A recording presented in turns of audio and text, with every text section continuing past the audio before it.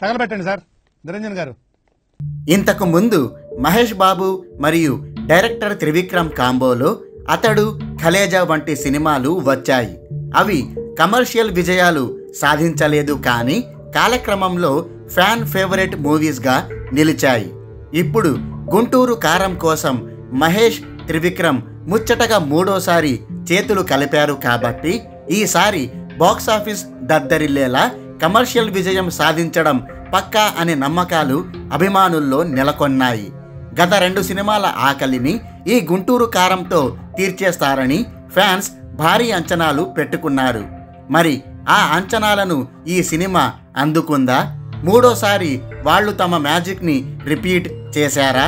పదండి రివ్యూలోకి వెళ్ళి తెలుసుకుందాం. ఈ సినిమా స్టోరీ తల్లి కొడుకుల మధ్య కాన్ఫ్లిక్ట్తో సాగుతుంది. చిన్నప్పుడు కొన్ని అనుకోని కారణాల వల్ల తల్లి కొడుకుల మధ్య దూరం పెరుగుతుంది. అలా దూరమైన వీళ్ళిద్దరూ మళ్ళీ కలుసుకుంటారా? అసలు తల్లి కొడుకుల మధ్య దూరం పెరగడానికి కారణం ఏంటి అనే పాయింట్లతో ఈ సినిమా స్టోరీ సాగుతుంది. అనాలిసిస్. దర్శకుడు త్రివిక్రమ్ ఎంపిక చేసుకునే స్టోరీ లైన్లు చాలా సింపుల్గా, చిన్నగా ఉంటాయి. అయితే ఆ సింపుల్ స్టోరీ లైన్ని తన ట్రేడ్ మార్క్ సీన్లు, డైలాగులు, డ్రామా, బలమైన ఎమోషన్స్ మరియు కమర్షియల్ అంశాలతో ఆసక్తికరంగా మలుస్తాడు. ముఖ్యంగా డ్రామాని మరియు ఎమోషన్స్ని పిండేస్తాడు. అందుకే త్రివిక్రమ్ సినిమాల్లో కథ బలంగా లేకపోయినా సినిమాలు మాత్రం బాగా ఆడేస్తాయి. కానీ గుంటూరు కారంలో మాత్రం ఆ ట్రేడ్ మార్క్ పూర్తిగా మిస్ అయ్యింది. డైలాగుల పరంగా ఎక్కడో కొన్ని చోట్ల త్రివిక్రమ్ మార్క్ కనిపిస్తుందే తప్ప ఇది త్రివిక్రమ్ శైలి సినిమా మాత్రం కాదు. ఒక్క Mahesh Babu energy, comedy timing, dialogue delivery, dance మినహాయిస్తే ఈ సినిమాలో చెప్పుకోవడానికి ఇంకేమీ లేదు. ఫస్ట్ హాఫ్ అయితే ఎంటర్టైనింగ్గానే సాగింది. కమర్షియల్ అంశాలు, ఫ్యామిలీ ఎలిమెంట్స్, కామెడీ సీన్లతో సరదాగా సాగిపోతుంది. ముఖ్యంగా Mahesh Babu energy, body language, comedy timing అయితే హైలైట్గా నిలిచాయి. వెండితెరపై మహేష్ బాబుని అంత ఎనర్జెటిక్గా చూస్తుంటే మనలో కూడా ఉత్సాహం ఉప్పొంగుకొస్తుంది.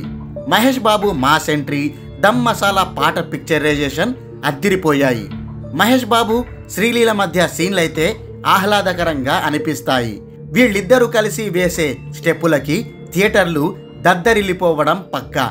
ఎస్పెషల్లీ నాది నక్కిలీసు గొలుసు పాటలో అయితే ఇద్దరు డ్యాన్స్ కుమ్మేశారు. అలాగే మహేష్ బాబు, జగపతి బాబు గ్యాంగ్ మధ్య వచ్చే ఫైట్ కూడా కొంచెం కొత్తగా ఉంది. ఇక ఒక చిన్న ఫైట్ సీక్వెన్స్తో ఇంటర్వెల్ కార్డ్ పడుతుంది. ఇక సెకండ్ హాఫ్ విషయానికి వస్తే ఇది పూర్తిగా తేడా కొట్టేసింది. మొదట్లో 10 నిమిషాలు బాగానే ఉంటుంది, కానీ ఆ తర్వాతే గాడి తప్పింది. అసలు కథ ఎటుపోతుందో కూడా అర్థం కాదు. ఆ స్టోరీ ఏంటో, ఆ సీన్లేంటో, ఇంతకీ ఈ సినిమా తీసింది త్రివిక్రమేనా అని అనిపించేలా గందరగోళంగా నడుస్తుంది. చివరికి ఒక దశకి చేరుకున్నాక కథ మళ్ళీ గాడిలోకి వస్తుంది. మడతబెట్టి సాంగ్ అయితే పూనకాలు తెప్పిస్తుంది. సినిమా ముగింపు దశకు చేరుకునే కొద్దీ ట్విస్టులు ఒక్కొక్కటిగా రివీల్ అవుతూ వస్తుంటాయి.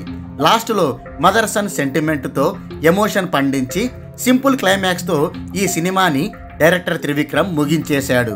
ఫస్ట్ హాఫ్తో పోలిస్తే సెకండ్ హాఫ్ చాలా చాలా చాలా వీక్గా ఉంటుంది. ఓవరాల్గా ఈ సినిమా గురించి ఒక్క మాటలో చెప్పాలంటే మహేష్ బాబు ఒక్కడే ఈ సినిమాకు వెన్నెముక. అంతకు మించి ఇంకేం చెప్పడానికి లేదు.